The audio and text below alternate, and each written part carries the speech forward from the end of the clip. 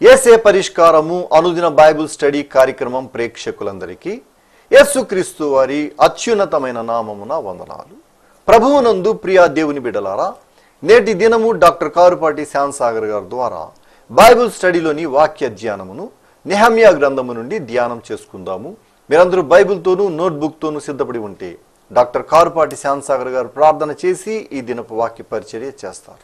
ప్రభువునందు ప్రియ దేవుని బిడ్డలారా, ఈ దినం ఎపిసోడ్ సహకారం ఇచ్చిన కుటుంబం కత్తి వెస్లీ రాజకుమార్ రమాదేవి గారు ప్రభువు తమకు బ్లెస్సీ అను కుమార్తెనిచ్చిన సందర్భంగా సహకారం ఇస్తున్నారు. కుటుంబ సభ్యులు తల్లిదండ్రులు కత్తి కోటేశ్వరరావు పుష్పమ్మ గారు, అత్తమామలు అక్కయ్య పాపమ్మ గారు మరియు చంద్రశేఖర్ మేరీ కుమారి గారు సహకారం ఇస్తున్నారు.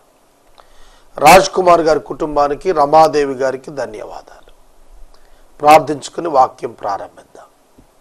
మమ్మల్ని మిక్కిలిగా ప్రేమిస్తున్న మా తండ్రి, మీకు వందనాలు. రాజ్ కుమార్ రమాదేవి గారి కొరకు కృతజ్ఞతలు, వారి కుటుంబ సభ్యుల కొరకు స్తోత్రాలు. బ్లెస్సీ కొరకు వందనాలు. బ్లెస్సీని ఆశీర్వదించండి. నేటి వాక్య ధ్యానం ద్వారా మమ్మల్ని ఆశీర్వదించండి. ఆంధ్రప్రదేశ్లో శాంతినివ్వండి. యేసు నామములు అడుగుచున్నాం తండ్రి, ఆమేన్. ప్రభువునందు ప్రియ దేవుని బిడ్డలారా, ఈ రాత్రికాల సమయం పరిశుద్ధ బైబిల్ గ్రంథ ధ్యానంలో నెహెమ్యా గ్రంథము 9వ అధ్యాయము 28వ వచనము నుండి వాక్యాన్ని మనం ధ్యానం చేద్దాం. ఈ అధ్యాయంలో ఇది 6వ వర్తమానం. చూడండి, ఇశ్రాయేలు జనాంగం దేవుని చేత ఐగుప్తు నుండి విమోచించబడిన వారై, అరణ్య యాత్రలో నడిపించబడిన వారై, ధర్మశాస్త్రము అనుగ్రహింపబడిన వారై కనాను భూభాగములోనికి ప్రవేశించారు.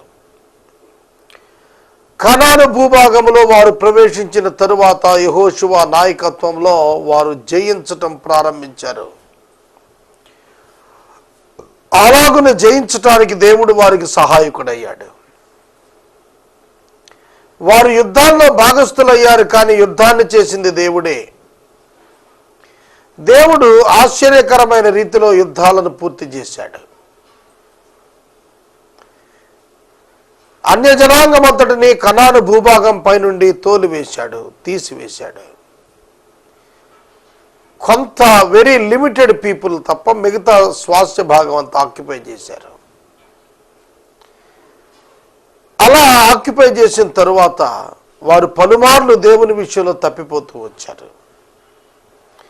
కనాను భూభాగంలో వారు పొందిన ఆశీర్వాదాన్ని గురించి వ్రాస్తున్నప్పుడు చెప్పబడిన మాటలు ఆకర్షణకరమైన మాటలు. 1 ప్రాకారం గల పట్టణం, 2 ఫలవంతమైన భూమి, 3 పదార్థములతో నిండిన గృహాలు, పదార్థములతో నిండిన గృహాలు, 4 త్రవ్వబడిన బావులు నీటితో సిద్ధంగా ఉన్నాయి, 5 ఫలించిన ద్రాక్ష తోటలు, ఒలీవ తోటలు, ఫలించేటువంటి వృక్షాలు. చూడండి, ఈ విధంగా వారు తినుటకు, ఆనందించుటకు, తృప్తిపడుటకు, భద్రత గుండుటకు దేవుడు అన్ని ఏర్పాట్లు అన్ని లక్షల మందికి చేసే ఉంచాడు. దేవుని పిల్లలు ఏమి తిందుమా, ఏమి తాగుదమా, ఏమి ధరించుదుమా, ఎక్కడ విశ్రాంతి తీసుకుందామా అని ఆలోచించాల్సినటువంటి పని లేనే లేదు. అది అన్యులు చేసేటువంటిది. ఇటువంటి గొప్ప ఆశీర్వాదాలను దేవుడు అనుగ్రహించిన తరువాత ఆ గొప్ప దేవుణ్ణి తృణీకరించి, విసర్జించి, ఆయనకు విసుగు కలుగు చేసి నరహంతకులుగా తయారవటం అనేది విచారకరం. దానిని బట్టే మాట్లాడుతున్న మాట 28వ వచనం, వారు నెమ్మది పొందిన తరువాత నీ ఎదుట మరలా ద్రోహులయ్యారు. నెమ్మది పొందిన తరువాత అనే పదం అండర్లైన్ చేసుకోండి. ఆధ్యాత్మిక జీవితంలో పోరాటాలు ఉన్నంతసేపు విశ్వాసి అలర్ట్గానే ఉంటాడు. దేవునితో సహవాసంలో, ప్రార్థనలో, వాక్య ధ్యానంలో అన్నింటా బాగుంటాడు. కానీ అన్ని పరిస్థితుల్లో నెమ్మది వచ్చిన తరువాతనే సమస్య ప్రారంభమవుతుంది. నేను ఎప్పుడూ చెబుతాను, సేవకొచ్చిన ప్రారంభ దినాల్లో సువార్థికులు, సంఘ కాపురులు చాలా ఆత్మీయంగా ఉంటారు. సంవత్సరాలు గడిచి 1 దశాబ్దం 2 దశాబ్దాలు అయిన తర్వాత సాధారణ అవిశ్వాసి కంటే కూడాను బలహీనమైన స్థితిలో ఉన్న వాళ్ళుగా తయారవుతారు అనేక మంది. ఇదే ప్రమాదం. నెమ్మది పొందిన తరువాత ఆధ్యాత్మిక విషయాలలో క్షేమాన్ని, నెమ్మదిని పొందిన తర్వాత ఆధ్యాత్మిక అలసత్వానికి చాలా గొప్ప అవకాశం ఉంది. ఇది చాలామంది జీవితాల్లో సత్యం. వారు ద్రోహులు కాగా నీవు వారిని శత్రువుల చేతికి అప్పగించావు. వారి మీద వీరు అధికారం చేశారు. వారు తిరిగి వచ్చి మొరపెట్టినప్పుడు ఆలకించి అనేక మారులు వారిని నీ కృప చొప్పున విడిపించితివి. అనేక మార్లు నువ్వే ఇన్వాల్వ్ అయ్యావయ్యా, నువ్వే విడిపించావు. దేవుడు విడిపించువాడు, ప్రార్థనకు జవాబిచ్చు దేవుడు. మేము ఒక దినాన్ని ఉపవాస ప్రార్థనలో ఉన్నాం. ఒక సహోదరి అత్యవసర ప్రార్థన మనవి ఒక కాగితం మీద రాసి పంపించారు. 7 సంవత్సరాల ఒక చిన్న బిడ్డ, ఒక కుమార్తె ఫిట్స్ చేత బాధపడుతూ బాడీ రెస్పాండ్ అవటం లేదు వైద్యానికి అని పంపారు. ఆ దినం మేము చాలా ప్రార్థన చేశాం. సంఘమంతా ఆసక్తితో ప్రార్థన చేశాం. తర్వాత ఆదివారం మరలా ప్రార్థన చేశాం. తదుపరి దినానికి వారి నుండి సాక్ష్యం మేము వినగలిగాం. మరొక 20 సంవత్సరాల వరకు ఆ బిడ్డకు ఎటువంటి ఆపరేషన్ లేకుండా, ప్రమాదం లేకుండా మందులకు బాడీ రెస్పాండ్ అవుతోందని, దేవుడు మేలు చేశాడని విన్నాం. మొరపెట్టుట మన వంతు, సహాయము చేయుట ఆయన వంతు. మొరపెట్టారు, అనేక మార్లు దేవుడు వారిని విడిపించాడు. Not 1 single time. ఏదో ఒక్కసారి వారిని విడిపించిన తర్వాత మీతో సంబంధం లేదు అనలేదు ఆయన. ఎన్ని మార్లు పడిపోయినా అన్ని మార్లు కూడా ఆయన విడిపిస్తూనే వచ్చాడు. పేతురు ప్రభువారిని అడిగాడు, ప్రభువా, నా శత్రువును క్షమించాలంటున్నావు కదా నా సహోదరుణ్ణి, ఒక దినానికి ఎన్ని మార్లు? 7 మార్లు వరకా అని అడిగాడు. అప్పుడు ఆయన చెప్పింది 77 మార్లు. 77 మార్లు అంటే 7 × 7 × 7 చొప్పున 70 సార్లు కానీ, 70 × 70 × 70 అంటూ 7 సార్లు కానీ లెక్కేస్తే ఇన్ఫినిట్ నెంబర్. ఒక్క రోజులో నీ సహోదరుడు నీ పట్ల ఎన్ని తప్పులు చేసినా నువ్వు క్షమించనే చెప్పాడు దేవుడు. కనుక అది ఆయన మనస్సు, క్షమాగుణం ఆయన మనస్సు. అయితే బుద్ధి తెచ్చుకుని క్షమాపణ కోరినది వాస్తవమా కాదా అనే దాన్ని బట్టి క్షమాపణ. నీ వరకైతే నువ్వు క్షమించు, వాడు ఆ క్షమాపణ ఫలం అనుభవించాలి అంటే ఖచ్చితంగా అతడు క్షమాపణలోనికి రావాలి. సోదరుడా, సోదరి, మానవ పాపానికి రావలసినటువంటి శిక్ష యేసుక్రీస్తు తన శరీరమందు వహించి పూర్తి చేసేశాడు. అయితే మనుషులు ఆయన ఎద్దకు వచ్చి ఆయన అంగీకరించినప్పుడే అది వారికి అప్లై అవుతుంది. కనుక ఇప్పుడు మానవుడు నరకానికి వెళ్ళటానికి కారణం పాపం చేసినందుకు కాదు, యేసుక్రీస్తును అంగీకరించనందుకు. పాపానికైతే శిక్ష పడింది యేసు శరీరం పైన. ఇక పాపమును బట్టి ఏ నరుడు నరకాగ్నికి వెళ్ళడు. యేసును అంగీకరించకపోవటం ఇప్పుడు ప్రధానమైనటువంటి పాపం. ఆయనను అంగీకరించిన వారు పాపము నుండి విడుదల పొందుతారు, అంగీకరించిన వారు పాపములోనే నిలిచి ఉండి నరకాగ్నికి గురి అవుతారు. కనుక ఇక్కడ మనం చూస్తున్నప్పుడు దేవుని మనసు క్షమించుటకు సిద్ధ మనసు కలిగినటువంటి మనసు అనేది ఇక్కడ తేటగా అర్థమవుతోంది. మనకు కూడా ఇట్లాంటి మనసే ఉండాలి. తర్వాత 29 వచనం, నీ ఆజ్ఞలను విధులను ఒకడు ఆచరించి నడిచిన ఎడల వాడు బ్రతుకును కదా. మరలా నీ ధర్మశాస్త్రం అనుసరించి నడుచున్నట్లు నీవు వారి మీద సాక్ష్యం పలికినను వారు గర్వించి నీ ఆజ్ఞలకు లోబడక నీ విధుల విషయంలో పాపులై నిన్ను తిరస్కరించి తమ మనసును కఠినం చేసుకుని నీ మాట వినకపోయారు. అవును, మాట వినకపోవటానికి కారణం కఠిన మనసు. కఠిన మనసుకు కారణం అవిశ్వాసం. దేవుని యందు విశ్వాసం ఉంచకపోవటం పాపం. కనుక వారు పాపులయ్యారు అంటే అవిశ్వాసం ఉంచారు. అవిశ్వాసం యొక్క ఎసెన్స్ ఏమిటంటే తిరస్కారం, తిరుగుబాటు. కనుక వారు తిరస్కరించారు, ఎందుకంటే వారు అవిశ్వాసులు కనుక. అవిశ్వాసులుగా వారు ప్రవర్తించారు, మాట వినలేదు.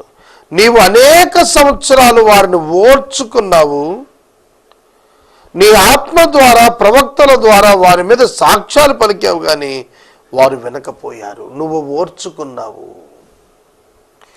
ఓర్చుకొనుట దేవుని యొక్క మనస్సు. ఓర్చుకొనుట విశ్వాసికి కూడా అవసరమైనది. ఓర్పు అనేటువంటి పదం హెబ్రీ పత్రిక 11వ అధ్యాయంలో వాగ్దానము స్వతంత్రం చేసుకోవటానికి ఓర్పు అవసరమై ఉన్నది అని రాయబడింది. కనుక క్రైస్తవుడు ఓర్పు కలిగిన వాడుగా ఉండాలి. చూడండి, మనం భక్తి జీవితంలో ఓర్పు ప్రదర్శనలో వైఫల్యం చెందుతూ ఉంటాం. మనల్ని నిందించినప్పుడు, మనలను గాయపరిచే మాటలు అన్నప్పుడు ఓర్పును కోల్పోతూ ఉంటాం. ఓర్పు కలిగి ఉండటం అభ్యాసం కావాలి. దాని కొరకు మనము దేవుని సన్నిధిలో మనము కనిపెట్టి ప్రార్థించి విజ్ఞాపన చేసే వారంగా ఉండాలి. నీ ప్రవక్తల ద్వారా నీ ఆత్మ చేత వారి మీద సాక్ష్యం పలికితేవి కానీ వారు వినకపోయిరి. కాగా నీవు ఆయా దేశములలో ఉన్న జనుల చేతికి వారిని అప్పగించావు. ఆయా దేశాల్లో ఉన్న జనుల చేతికి అప్పగించావు. అయితే నీవు మహోపకారివయ్యుండి, అండర్లైన్ చేసుకోండి, అయితే నీవు మహోపకారివయ్యుండి. దేవుని గుణలక్షణాలు వర్ణన ఈ అధ్యాయంలో చాలా ఘనంగా ఉందండి. మహోపకారివి. ఉపకారి వేరు, మహా ఉపకారి వేరు. దేవుడు మహా ఉపకారం చూపటం ఏంటి? పాపుల ఎడల తనను తిరస్కరించిన వారి పట్ల ఆయన మహా ఉపకారము చూపి వారిని బొత్తిగా నాశనం చేయక విడిచిపెట్టక కంటిన్యూ అయ్యాడు. వారిని వదిలేస్తే నాశనం అయిపోతారు కాబట్టి మహా ఉపకారం చేయటానికి వారికి తోడుగానే ఉన్నాడు. వారిని విడిచిపెట్టలేదు, దేవుడు విడిచిపెట్టడు. నేను భార్యాభర్తల సంబంధం గురించి 2 నిమిషాలు మాట్లాడతాను, మీరు జాగ్రత్తగా వినాలి. భార్యలు భర్తల యొక్క ప్రవర్తనకు విసిగిపోతున్నారు. కొందరు భర్తలు భార్యల యొక్క ప్రవర్తనకు విసిగిపోతున్నారు. విసిగినప్పుడు ఓర్పు నశిస్తోంది. ఓర్పు నశించినప్పుడు వేరే వచ్చేస్తున్నారు. ఓర్పు దేవుడు ఇచ్చేటువంటి ఒక గొప్ప ఆభరణం. అది దేవుని యొక్క ఆత్మచేత అనుగ్రహించబడేటువంటి ఒక కృపయే. కనుక ఓర్పు కలిగినప్పుడు వారిని విడిచిపెట్టక ఉండగలుగుతారు. దేవుడు ఏం చేశాడంటే ఓర్పు కలిగి వారిని విడిచిపెట్టక వారిని కంటిన్యూ అవుతూ వచ్చాడు. మహా ఉపకారి అయి వారిలో మార్పు తేటానికి ఆయన ప్రయత్నం చేశాడు. భార్యలు తమ భర్తల యొక్క ప్రవర్తనకు విసిగి వారిని విడిచిపెట్టి వచ్చేస్తున్నారు. కారణము వారు ఇమడలేకపోవటం. కనుక ప్రార్థన జీవితం చేత ఓర్పును అభ్యాసం చేసుకున్నప్పుడు జీవితంలో దేవుని యొక్క సహాయం చేత మనము జయించే వారంగా ఉండుటకు దేవుడు సహాయం చేస్తాడు. అవిశ్వాసి అయిన భర్తను విశ్వాసి అయిన భార్య వాక్యము లేకుండానే ప్రవర్తన ద్వారా దేవునిలోనికి రాబట్టవచ్చును అని వ్రాసింది. ఇది సులువైన పని ఏమి కాదు. I agree with you. మీరు అనొచ్చు, ఏమిటండి మీరు ఎంత సులువుగా చెప్పేశారు, నరకం అనుభవించినట్టుందండి నాకు ఆ ఇంట్లో అనే మహిళా సోదరీలు లేకపోలేదు. సోదరీలు వాస్తవంగా అనేక కష్టాలు పడుతున్నారు. అయితే భర్తను విడిచి రావటం ద్వారా కలిగే అనేక పరిస్థితులకు వారి ఓర్పు లేకపోయే పరిస్థితి కారణమవుతుంది.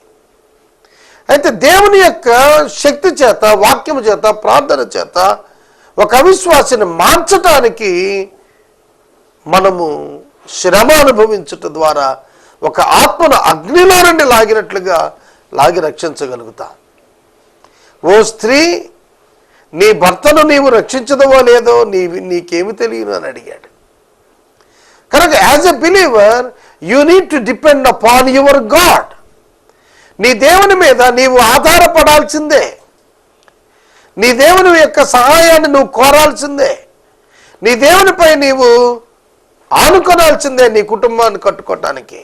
జ్ఞానం గల స్త్రీ కుటుంబాన్ని కట్టుకొనును, 3 రాళ్ళు దాన్ని పెరికి వేసుకొనును అని రాస్తుంది సామెతలు 14:1. దేవుడు జ్ఞానం కలిగిన వాడు గనుక ఈ యొక్క అజ్ఞానులు, అవిశ్వాసులు, నిబంధనలో ఉండి కూడా పక్క తొలగిపోయిన వారిని విడువక కృప చూపుచు మహోపకారం చేస్తూ వారి మనస్సులు తన వైపు ఆకర్షిస్తున్నాడు. ఇది భార్యలు, భర్తలు దీనిని కొంచెం ఆలోచించితే మంచిదనేది నా అభిప్రాయం. ఇక మరలా వాక్యాలను కొద్దాం. నిజముగా నీవు కృపా కనికరములు గల దేవుడవు అయి ఉన్నావు. నిజముగా నీవు కృపా కనికరములు గల దేవుడవు అయి ఉన్నావు. నిజంగా అనేది ఏళ్ళ సొంత అభిప్రాయం. ఆయన ఎప్పుడూ నిజంగానే కృపా కనికరాలు కలిగిన వాడే. They confess about the attribute of God. It is true. God is merciful and gracious. దేవుడు కృపా కనికరములు కలిగిన వాడని వారు నిజముగా వారి అనుభవాన్ని చూచి తెలుసుకుంటున్నారు. వారి చరిత్ర పరిశీలించి చెబుతున్నారు. God is so gracious. దేవుడు చాలా కృపామయుడు, మెర్సీఫుల్. ఆయన కనికరం కలిగిన వాడు. మీరు చెప్పగలుగుతారా మీ దేవుడు కృప గలవాడు, కనికరం గలవాడని? నిజముగా మా యేసే పరిష్కారం పరిచర్యలో ఆయన కృపా కనికరాలు కనులార చూస్తూ ఉన్నాం. మేము చెప్పగలుగుతాం. మా విధేయతలు, మా అక్రమములు, లేదా మా యొక్క అసమానతలు, మా యొక్క ఇన్ఎఫిషియన్సీ, మా యొక్క చేతగానితనం ఆయన దేనిని కూడా విడువక సహించి భరించి ఆయన కార్యాన్ని సంపూర్తి చేస్తున్నాడు. 32వ వచనం, చేసిన నిబంధనను నిలుపుచు కృప చూపేటువంటి మహాపరాక్రమశాలివి భయంకరుడువు అగు మా దేవా. ఏం వర్ణిస్తున్నాడండి దేవుణ్ణి! ఎంత ఘనంగా మాట్లాడుతున్నాడు దేవుని గురించి. చేసిన నిబంధనను నిలుపుచు కృప చూపేటటువంటి, నిబంధనను నిలుపుతున్నప్పుడు నిబంధనకు లోబడకపోయిన వారి పట్ల నిలుపుతున్నాడు అంటే అది ఆయన తత్వమై ఉంది. దేవుడు ఏమై ఉన్నాడో దాన్ని బట్టి నిబంధన. మాట ఇచ్చాడు, నెరవేరుస్తాడు, తప్పిపోడు. ఆయన మాట ఇచ్చేది ఆయనను ఆధారం చేసుకుని, మనల్ని ఆధారం చేసుకుని కాదు. అన్కండిషనల్, షరతులు లేకుండా ఆయన నిబంధన చేశాడు. ఆయన దాన్ని నెరవేరుస్తాడు. మనం పడిపోయాం నిబంధనలో నుంచని మనల్ని బట్టి కాదు. మనుషులకు ఇచ్చిన రక్షణ విషయంలో కూడా దేవుడు ఇదే పెట్టాడు. మనం ఆయన నమ్మకంగా విశ్వాసంతో వెంబడిస్తున్నంతసేపే రక్షణ కాదు. ఒక్కసారి ఆయన మనకు రక్షణ ఇచ్చినప్పుడు ఆయన మన సమస్త బలహీనతల ఆధారంగా ఉంచుకొని మరీ రక్షణ శాంక్షన్ చేస్తున్నాడు. కనుక మనల్ని విడిచిపెట్టడు, మనల్ని వదిలేయడు, మనల్ని త్రోసేయడు, మనల్ని క్షమించకుండా ఉండడు, క్షమించేస్తాడు. యోహాను రాసిన మొదటి పత్రిక 1వ అధ్యాయంలో అదే చెప్పాడు. ఆయన నమ్మదగిన వాడును నీతిమంతుడు కనుక ప్రతి పాపము నుండి మనల్ని పవిత్రులుగా చేసేస్తాడు ఆయన. It is his nature. అది ఆయన యొక్క తత్వం, ఆయన స్వభావం. అది ఒక తల్లి బిడ్డను శుభ్రం చేసి, స్నానం చేయించి, శుద్ధి చేసి, నూతన వస్త్రం వేసి, పౌడర్ రాసి, దువ్వి నీట్గా పెట్టి హత్తుకుంటుందే. ఆ బిడ్డ మళ్ళీ ఏం చేస్తుంది? 10 నిమిషాల్లో మళ్ళీ యూరిన్ పాస్ చేయటమో, మోషన్ పాస్ చేయటమో, ఏదో ఒకటి రాసుకోవటము, తల చెరిపేసుకోవటం. ఆ పసితనం యొక్క లక్షణం అదైతే తల్లి యొక్క లక్షణం సరిచేయటమే. మనుషులుగా మనం శరీరంలో ఉన్నాం కనుక పాపం చేస్తూ వెళుతున్నప్పుడు దేవుడు తాను దేవుడై ఉన్నాడు కనుక, మన నిజస్థితిని ఎరిగినవాడు కనుక, మన భవిష్యత్తును ఎరిగినవాడు కనుక, మన హృదయంలో ఉన్న యథార్థతను ఎరిగినవాడు కనుక మనల్ని ఆయనే శుద్ధి చేసేసుకుంటాడు. మనల్ని ఆయన శుద్ధి చేస్తాడు. మనము పాపములను ఒప్పుకుని ఎడల ఆయన నీతిమంతుడు. ఆయన మన ప్రతి పాపములను పవిత్రంగా చేస్తాడు. కనుక నీవు ఒప్పుకున్న వాటి వరకే అరైజ్ చేసి మిగిలిన వాటిని వదిలిపెట్టేసి ఆయన కాదు. Once he started cleansing he will complete it. పరిశుద్ధపరిచేటువంటి దేవుడు. ప్రాక్టికల్ శాంక్టిఫికేషన్, పొజిషనల్ శాంక్టిఫికేషన్, ఇవి ఇచ్చేటువంటి ఈ గొప్ప దేవుడిని మనం కనుక్కున్నాం. ఒక తల్లి బిడ్డను శుద్ధి చేసినట్లుగా, ఆ బిడ్డతో ప్రమేయం లేదు, ఆ బిడ్డ పర్మిషన్తో ప్రమేయం లేదు, శుద్ధి చేసినట్లుగా ఒక విశ్వాసిని శుద్ధి చేసేటువంటి కార్యక్రమం దేవునిదే. ప్రభు రెండవ రాకడలో తిరిగి వచ్చేటప్పుడు ఒక విశ్వాసిని సంపూర్ణ అల్టిమేట్ శాంక్టిఫికేషన్తో నింపి తన సన్నిధికి తీసుకునేది ఆయనే. ప్రియమైన దేవుని బిడ్డలారా, అందుకనే రక్షణ యెహోవాదే, దీని యందు ఏ నరుడు అతిశయింప వీలు లేదని పౌలు గారు కరాఖండిగా చెప్పేశాడు. మా దేవ, అశ్షూరు రాజుల దినాలు మొదలుకొని ఈ దినాల వరకు మా మీదకి, మా రాజుల మీదకి, ప్రధానుల మీదకి, పితరుల మీదకి, జనుల మీదకి వచ్చిన శ్రమంతయు నీ దృష్టికి అల్పముగా ఉండకుండాను గాక. నువ్వు పట్టించుకోకుండా ఉండద్దు. మాకొచ్చిన శ్రమంతా కూడా నువ్వు సీరియస్గా తీసుకో ప్రభు అన్నారు. మా మీదకు వచ్చిన శ్రమలను చూడగా నీవు న్యాయస్థుడవే. యోబు గుర్తొస్తున్నాడండి. యోబు గ్రంథంలో యోబు చెబుతాడు తన భార్యతో, చాలా అద్భుతమైనటువంటి మాట చెబుతాడు. తన యొక్క భార్య తనను అడిగినప్పుడు తాను 2వ అధ్యాయం 1వ అధ్యాయం 22వ వచనం, ఈ సంగతులలో ఏ విషయమందును యోబు ఏ పాపమును చేయలేదు, దేవుడు అన్యాయము చేశానని చెప్పలేదు. దేవుడు అన్యాయం చేశాడని చెప్పలేదు. మనం ఇంట్లో ఎవరైనా యవనస్తులు చనిపోయినా, ఏదైనా వ్యాధి వచ్చేసినా, ప్రమాదం వచ్చినా, ఉపద్రవం వచ్చినా, అయ్యో దేవుడు అంత అన్యాయం చేశాడండి అని సాధారణంగా అన్యుల్లా మాట్లాడిస్తూ ఉంటాం. అలా అనొద్దు, అలా అనవద్దు. ఆయన న్యాయవంతుడు. న్యాయముగా తనకు తీర్పు తీర్చు దేవునికి తన్ను తాను యేసుక్రీస్తు అప్పగించుకున్నాడని హెబ్రీ పత్రికలో రాస్తున్నాడు. కనుక ఆయన నిర్మలుడుగా ఉంటాడు తీర్పు తీర్చినప్పుడు. ఆయన న్యాయవంతుడిగా ఉంటాడు తీర్పు తీర్చినప్పుడు. మనమే దోషులం అవుతాం. కనుక ఆయన యందు ఏ దోషం ఉండదు. ఆయన న్యాయవంతుడు. కనుక నీవు న్యాయవంతుడవయ్యా. మాకొచ్చిన శ్రమలు చూచినప్పుడు అన్యాయంగా, అక్రమంగా దేవుడు ఎవరికి ఏ శ్రమను అనుమతించడు అని ఇక్కడ అర్థం చేసుకుందాం. ఆయన అనుమతించాడంటే ఆయన న్యాయవంతుడే అని మనం గ్రహిద్దాం. నీవు సత్యముగానే ప్రవర్తించితివి కానీ మేము దుర్మార్గులమైతిమి. నీవు సత్యంగానే ప్రవర్తించావు కానీ మేము దుర్మార్గులమయ్యాం. పగ, ద్వేషాలు మన యొక్క ఆధ్యాత్మిక దృష్టిని మరలు చేస్తాయి. జాగ్రత్త. మేము దుర్మార్గులం కానీ నీవు మా పట్ల ప్రేమే చూపించావు. సోదరుడా, సోదరి, మనం దుర్మార్గులం అవుతున్నామా? దుర్మార్గము, సన్మార్గము. దుష్టుల మార్గం దుర్మార్గం, సజ్జనుల మార్గం సన్మార్గం. మీరు ఏ మార్గంలో ఉన్నారు? దేవుని విడిచి దుర్మార్గులు అవుతున్నారా? చెడ్డవారు అవుతున్నారా? చెడును పెంచి పోషించటానికి కావలసిన శ్రద్ధ తీసుకుంటున్నారా? లేక దేవునిని ప్రేమించి సన్మార్గంలో ప్రవేశిస్తున్నారా? దేవా, నీవైతే సత్యంగా ఉన్నావు కానీ మేమైతే దుర్మార్గులమయ్యాం. కొన్ని సందర్భాల్లో మనకు ఈ అనుభవాలు వస్తాయి. మనం ఎంత సత్యముతో ఉన్నా మన పక్షంగా ఇతరులు దుర్మార్గులుగా మారుతారు. అప్పుడు ఆందోళన చెందవద్దని ప్రభు పేట నేను మనవి చేస్తున్నాను. మన దేవుడు కార్యం చేస్తాడు. మన దేవుడు ఇచ్చిపెట్టడు. మన దేవుడు చూసి చూడనట్టు పోతాడు అనుకోకండి. He serious. మిమ్మల్ని ముట్టినవాడు ఆయన కనుగుడ్డు ముట్టినట్లే. మా రాజులు కానీ, మా ప్రధానులు కానీ, యాజకులు కానీ ధర్మశాస్త్రం అనుసరించి నడవలేదు. నీ వారి మీద సాక్ష్యాలు పలికినప్పుడు వారు వినకపోయారు.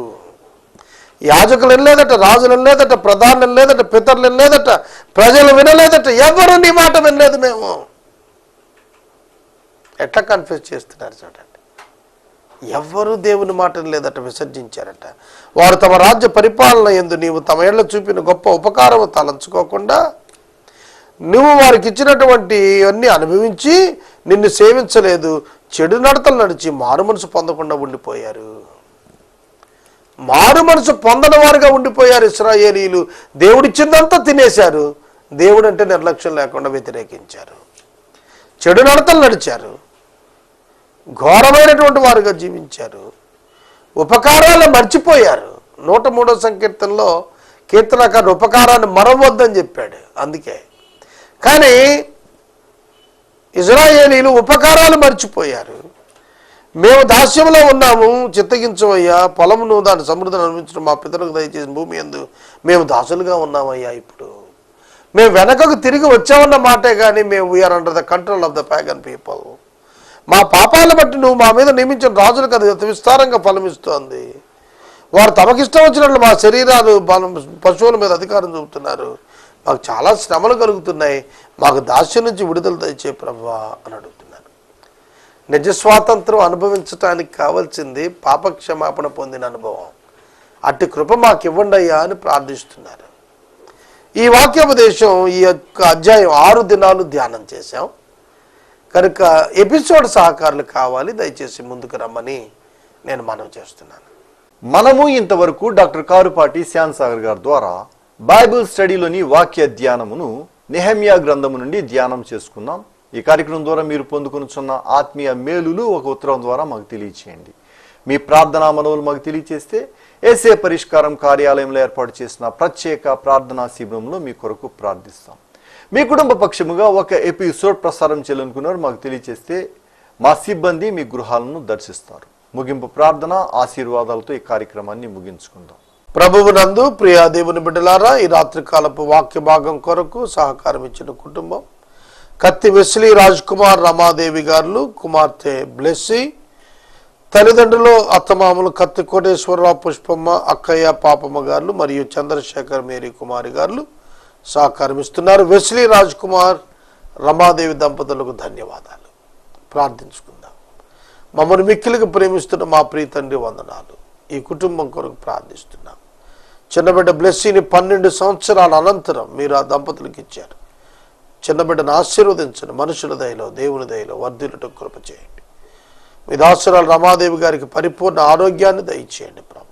మీ దాసుడు రాజ్ కుమార్ చేస్తున్న ఉద్యోగంలో సహాయం చేయండి. కుటుంబ సభ్యులను ఆశీర్వదించండి.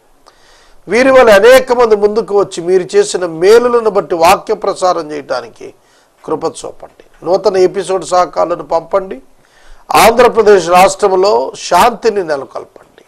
యేసు నామములో అడుగుచున్నాం తండ్రి, ఆమేన్.